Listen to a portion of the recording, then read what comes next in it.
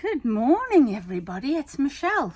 It really is. I am here, but I'm not going to be on the camera today because I'm going to show you how to make some variations of a pot cover, a bowl cover, anything that you want to put a little pretty doily type cover over the top of, whether that is food, crisps, whether you want to put something out, a salad out in the summer, on your patio while you're having a barbecue, a braai, we call them in South Africa.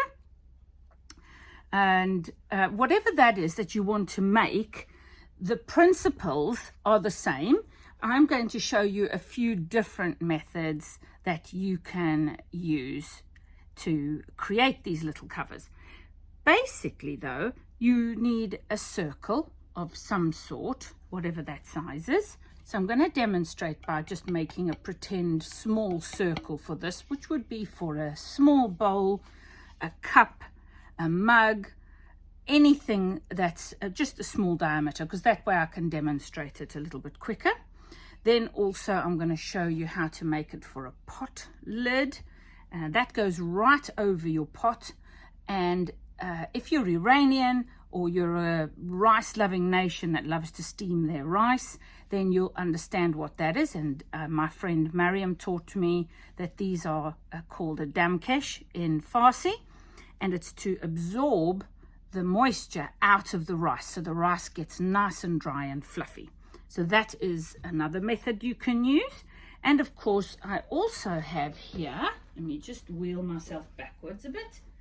I have a nice bowl that I'm going to cover as well, and that could be any size. So you're going to make this according to the dimensions of the bowl that you have. In addition to that, depending on the method you use, you obviously need scissors for cutting. I have got a pair of pinking shears as well. If you happen to have those, that's another quick way of doing it, although not my preferred method, because even if it's pinked, the edges are zigzag cut, then I think after a while they do still start to fray if they are well used, well loved, and washed often. Another method we will be using is just to zigzag the edges and to put a bit of elastic around it. Very simple and quick method.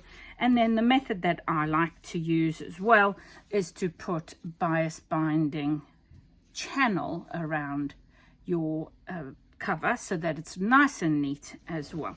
So what we're going to do is start off with the very basics, which is cutting out your circle in the right size. I've got this absolutely stunning fabric.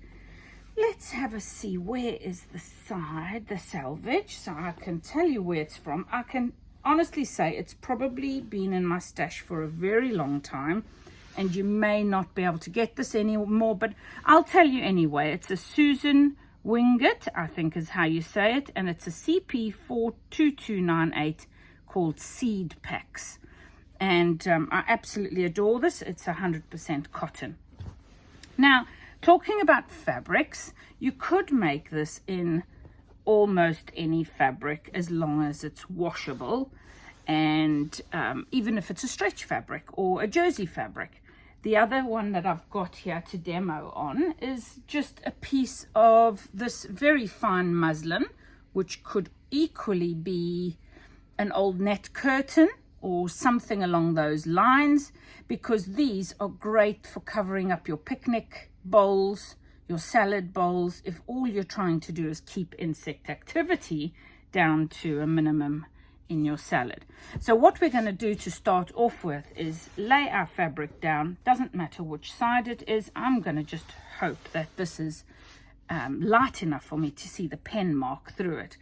Now let's start with this, because I'll show you why. This pot happens to have a fairly sharpish lid rim, and you can, if you're able to, plop that down onto your fabric. Give yourself a couple of centimeters. I would say, let's have a look on the ruler here, at least 3 or 4 centimeters, depending on how far down your bowl or your pot you want your cover to come.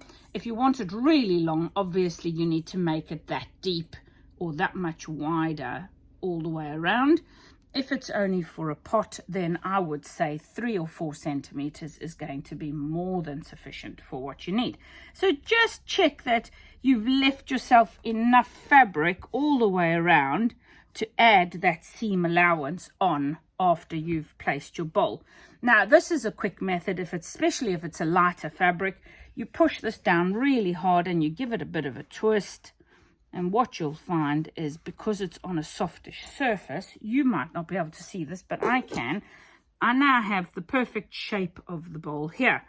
If you want to be absolutely sure you haven't missed it, you could now go around that shape and mark it. Then you take your ruler, whatever it is that you've got, piece of card folded over to the same size. You're going to place that onto the circle, and just all the way around your marks. I'm struggling in this light to see it, which is not ideal. I am going to put a 4 centimeter mark wherever I can, just so I can join them up afterwards. This one I've lost entirely, so I'm going to have to sort of guess. There, the mark comes there. Put my mark on there, and there it goes over here. Put a mark there. Okay, I'm going to do this again for you in a minute with a fabric that's a little bit lighter so that you can actually see that as well. But there's the idea. I've now got a circle that is the correct size, and I can cut that out. Once you've got one of your circles cut out, now this is not a perfect circle by any means, because I'm sitting here and I haven't really done the best job of it, but you know, it's going to be fine in the end. It'll look just as nice. You can use that one that you've done to then cut out multiples of other sizes that you need. So you just place it down. You can draw around it if you want, and then cut. If you're not quite as confident with the scissors or your rotary cutter, because this is fabulous on a rotary cutter as well, then just draw around it first and then do your cutting out. As you can see, everything is in my way here, which is why we land up with not the best circles in the entire world. But as we sew, some of the odd bits that are not perfect will get shaved off anyway. And I do believe that unless this is for a gift for somebody, if it's got a little bit of a longer side on one end than the other, it's not going to make the end of the world. Salad bowl's not going to complain. So there you go. I've cut out 2 of these very fine muslin ones, which I can use for the barbecue, for my salads and things.